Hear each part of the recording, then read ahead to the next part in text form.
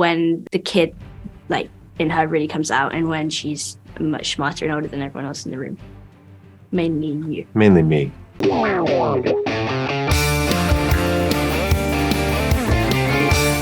There's hope for the world. Why bother going on? You haven't seen the world, so you don't know. Great talking to you. First of all, I watched the first 4 episodes and they're amazing. So congratulations on the show. Thank you. I'm glad you've seen them. Thank you, Of course. Thank you. Where are you? I'm at my house in Mexico City. Oh, okay. Wow. Why it looks like somewhere else? Like, No, I just love the background. Oh, thank you. I see Natalie Portman from Leon yes, the professional. and Squid Game. Yep. I have to make one for you guys, from The Last of Us. Yes. I will. I promise you. That is I'm committed for this for 2023. I'm aware that you were advised not to play the game, so it wouldn't interfere with your acting. But wow, the first minute you appear on screen, I thought like, yes, that's Ellie. So what would you say were some keys about the character that you think were vital for playing her? Well, that makes me very happy. Firstly, thank you for that. I think so much of it was there in the scripts that Craig Mazin wrote.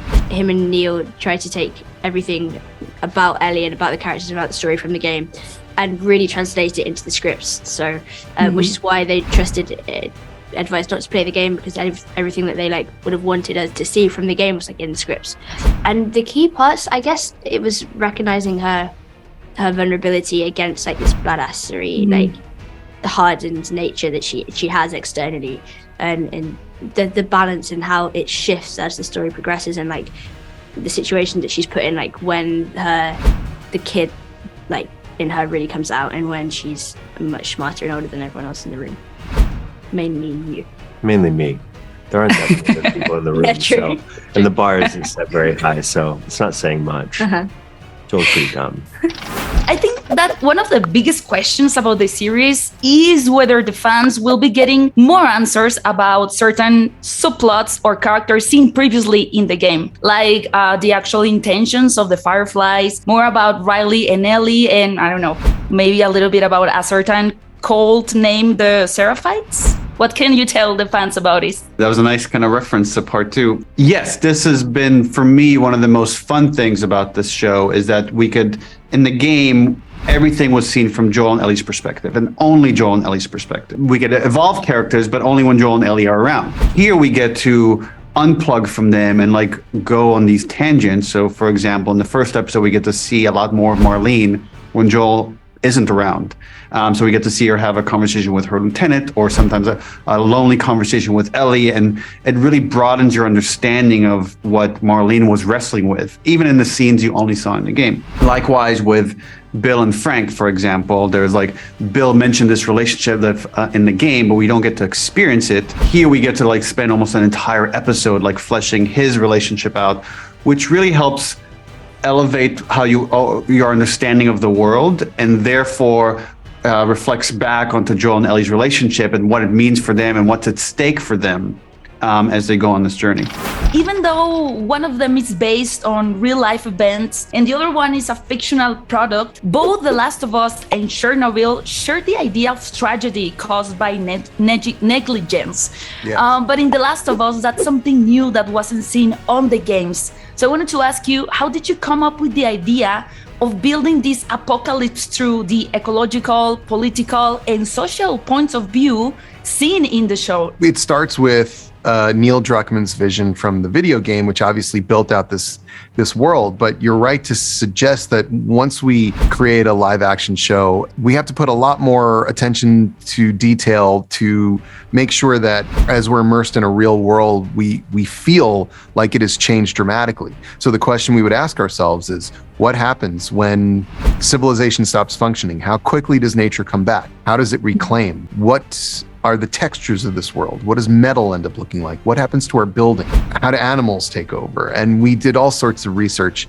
And you're right, Chernobyl was a really interesting case because for years, and still to this day, there's this enormous territory where people really aren't there. And when people aren't there, and I've walked through that space, it's incredible how nature takes over, the bugs take over, or in this case, a fungus, which sounds funny until you realize just how powerful and beautiful that fungus can be. So we worked really hard to create a sense of reality where you wouldn't have to question whether or not you are really in that place and time. We want the audience to feel like they are. Marlene is in fact one of the most mysterious characters in the game because we don't exactly know if we trust her, nor how does she knows Ellie's mom. So did you get more intel on her while playing her? And also, how different is this Marlene from the one we knew from the game? Who Marlene is and how I got to know her is this complicated woman who believes that she is morally doing the right thing for all and sacrificing so much of herself. So if you let me tell it, Marlene's right, okay? Marlene is doing the right thing for everyone and making really, really hard choices. I don't think that part was different. What was different, however, was that playing her voice and in mocap, when you have an extraordinary team of artists at Naughty Dog that make you look really badass, is very different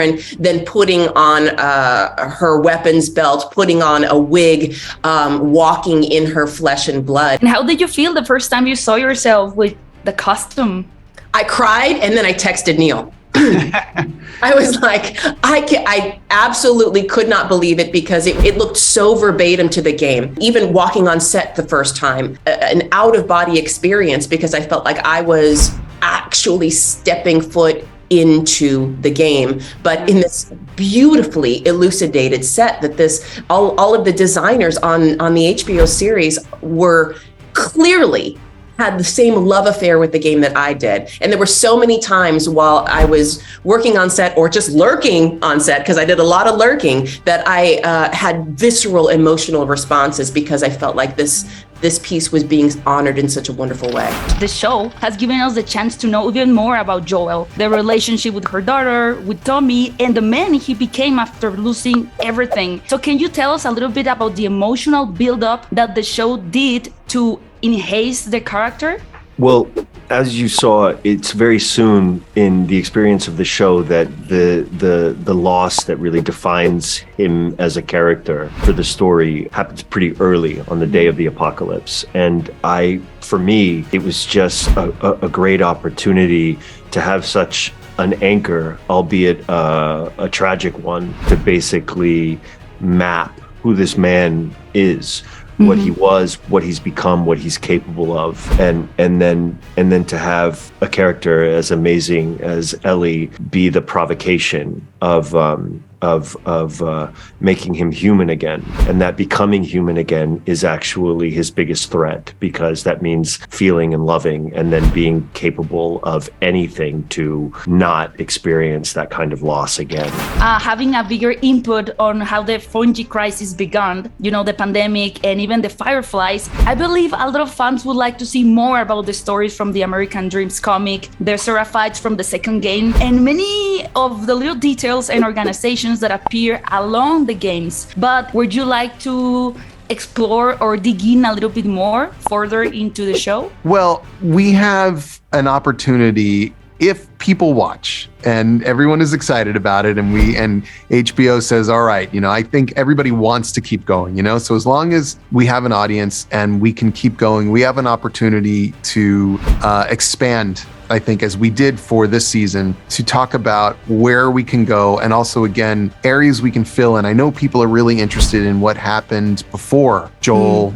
met Ellie, what happened in all those years. We have some exploration of that, of what happened in the years when pandemic started and the timeline of the game, but not necessarily with Joel. So people are interested in that story, but there are so many interesting side stories we can tell. There are characters that are only referred to, for instance, in the second game. One character in particular, fans will know who I'm talking about. You only see her face, images of her face, but I would love to find out what happened with her. That's an interesting story. So there are lots of places we can go. With Neil and me, everything is about passion, like what gets us excited, what makes us fall in love, and then we write it. So whatever it will be a love letter to the fans and to the story of the game. Neil, I'm actually as well astonished by the way certain scenes look like directly pulled from the game. So what was one of the biggest challenge for you or for the team to actually make this happen? it could be expensive and a lot of hard work to create the apocalypse. So much of when we made the game, we were very conscious to make an apocalyptic United States that felt beautiful and appealing and like drew you in. It was important to capture that with the show, that nature reclaiming our domain, there's a beauty to it. There's obviously like the themes are like death and loss when you're seeing an empty street, but it's also like the way there's a puddle is reflecting the sky and the way the vines are growing on the wall. It was a lot of collaboration between our set designers and our VFX team to do set extensions, and it was important for us that you can never tell where one ended and the other began. It all needed to feel organic and natural. Adapting a video game is really challenging, but when it comes to The Last of Us, how easier or harder was it for you to explore new original roads that weren't a part of the story from the game? Right. Well, that was actually, to me, that was the exciting part, was that we could take this incredible story. I mean, it's almost cheating to take, something as good as that story with those incredible characters. Working with Neil, we just had a meeting of the minds and souls about what was important to do exactly the same, what was important to portray, but to portray it in our own way, and where were opportunities to create new things that expanded on or went in between or gave a different context or flavor. I love doing all of it. Sometimes it was a little scary. I would call Neil and say, okay, I have this crazy idea. And he was terrific because he had, he's just very flexible and generous and smart. He would always say, okay, if we're gonna change something, let's talk about why. Let's make sure there's a compelling reason why. Let's talk about what it means for the rest of the story. And then we would talk these things through. Sometimes I would call him and say, I have this crazy idea, and there would be a pause. And then he would say, oh, I wish we had done that in the game. And then I thought, wow. Okay, we're onto something here. We had a great time, and I think fans will see that we have echoed the beating heart of that story and those characters, and still give them so much that's new. And everyone has been talking to me about how surreal it was to be on set, especially if you played the video game before. So I wanted to ask you, which was one of the most surreal aspects for you going on set for the first time? What is something that comes into your mind when you think about those days where you were filming the show? I think some of the surreal bits were like, we both did watch some of the... Sorry, I'm having... It's okay. Your laugh is contagious. Okay, good. Yes, it is. We both did watch some of the gameplay, even though we were told not to. So I think some of the more surreal moments for me were doing scenes that, like, almost direct translations from the game, and being in, like, seeing the rooms that they built in the game just come to life. Yeah, like the direct, yeah, it was like iconic, stepping into like it was like stepping into the game, into an imagined world, or like a child's nightmare. Yeah. And there were moments that I remember as we are escaping the QZ, it really was kind of like a Halloween Horror Nights sort of a set. And there was this great, you just become a kid. Anna Torv and Bella were holding hands and exploring, a part of the set. And this was a night shoot. And it really was like stepping into a really scary place, basically. It was like a tunnel, like a dark tunnel that we were in. Yeah. And I seized the beautiful opportunity of scaring the shit out of both of them. And it really worked. That was one of, I wouldn't say it was the most surreal moment on set, but it was one of the most delightful for me when they screamed at the top of their lungs, because I went very loudly and like an echoing tunnel. We really enjoyed it. Thank you very much for your time, and congratulations on the show. I hope we can see season 2 confirmed very soon. Me too. Same. You trust me?